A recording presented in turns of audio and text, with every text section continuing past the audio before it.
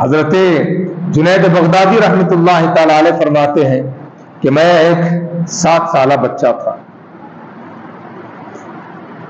میرے بچپنے میں ہماری بستی میں حضرت سری سختی رحمۃ اللہ تعالی علیہ کا قیام ہوا، اور آپ کے ساتھ ایک بہت بڑی سالکین کی جماعت تھی، فقراء کی جماعت تھی.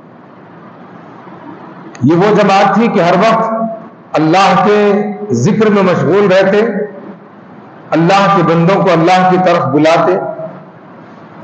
سالکین کی جماعت تھی.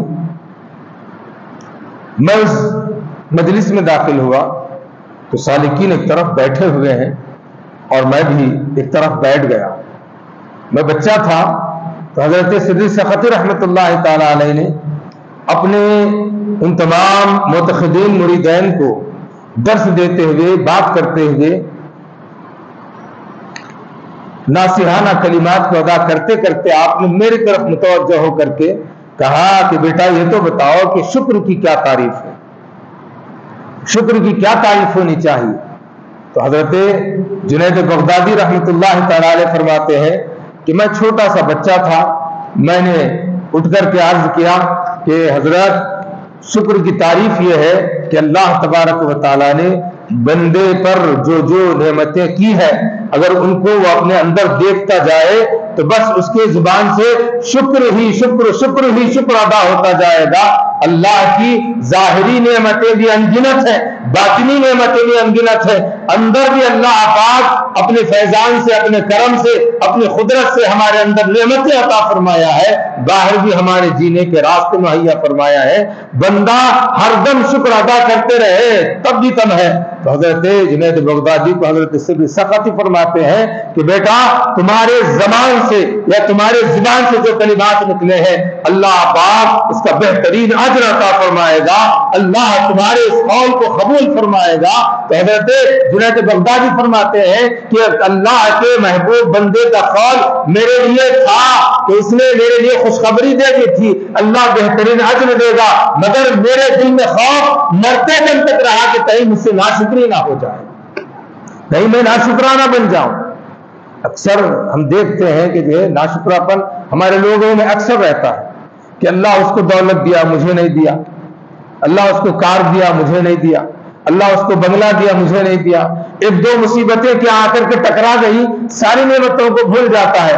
ہمارے گھر میں لوگ کیوں مر رہے تھے، ہمارے گھر مصیبتیں کیوں آ رہی تھی، ہم کو ہی جو ہے پریشانیاں کیوں آ رہی تھی یا کیا ہو رہا تھی. یعنی کہ یہ شکوے شکایتیں، یہ شکوے شکایتیں کیا ہے؟ اللہ کی نعمتوں کے شکرانے کا شکرانہ ادا کرنا نہیں ہے، شکایتیں کرنا ہے. اللہ پاک فرماتا ہے کہ میری نعمتوں کو تو دیکھو. ارے تمہارے ساتھ جو ہے کیا تھا؟ جسم تھا، تمہاری روح تھی، تمہارا قلب تھا. تصوفانہ نظریے سے اگر ہم دیکھتے ہیں تو پتہ چلے گا کہ جب تم اس دنیا میں آئے تھے تو کیا تھا؟ کیا تمہارے پاس قوت تھی، طاقت تھی؟ کچھ تھا؟ کچھ نہیں تھا. بس ایک گوشت کا لوتھڑا تھا جس میں سانس چل رہی تھی. قلب تھا، روح تھی، جسم تھا، کوئی حرکت نہیں تھی. اور تم اسی حالات میں، جبکہ تمہارے ساتھ نفس بھی تھا، تمہارے ساتھ روح بھی تھی، تمہارے ساتھ جسم بھی تھا، یہ سب کچھ ہونے کے باوجود جب تک تم شیرخوارگی کے عالم میں رہے تم پر کوئی حکم عائد نہیں ہوا.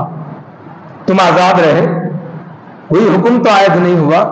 مگر جو قریب البلوغ ہوتے گئے، جوان ہوئے، جوان ہونے کے بعد تم پر احکام شریعت بھی نافذ ہوئے.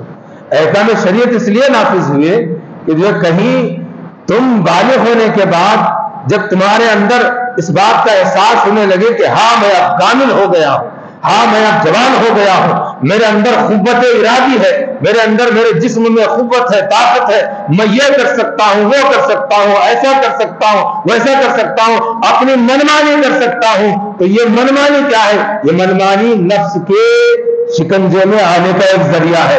تو نفس کہیں تمہیں اچک نہ لے جائے، نفس کہیں تمہیں بہکا نہ دے، دنیا کے شیاطین تمہیں غلط راہ روی پر نہ ڈال دے. تو اللہ تبارک و تعالیٰ نے تمہیں اپنا بنانے کے لیے، تمہارے تمہاری حفاظت فرمائی، تمہارے آنکھ، تمہارے کان، تمہارے ہاتھ، تمہارے پیر، تمہارا قلب، تمہاری روح کو کیا کیا؟ اسلام کی نعمت سے نوازا، اسلام کی دولت سے نوازا۔ یہ ایسی دولت ہے کہ کہیں پر پیسہ خرچ کرنے سے بھی نصیب نہیں ہوتی۔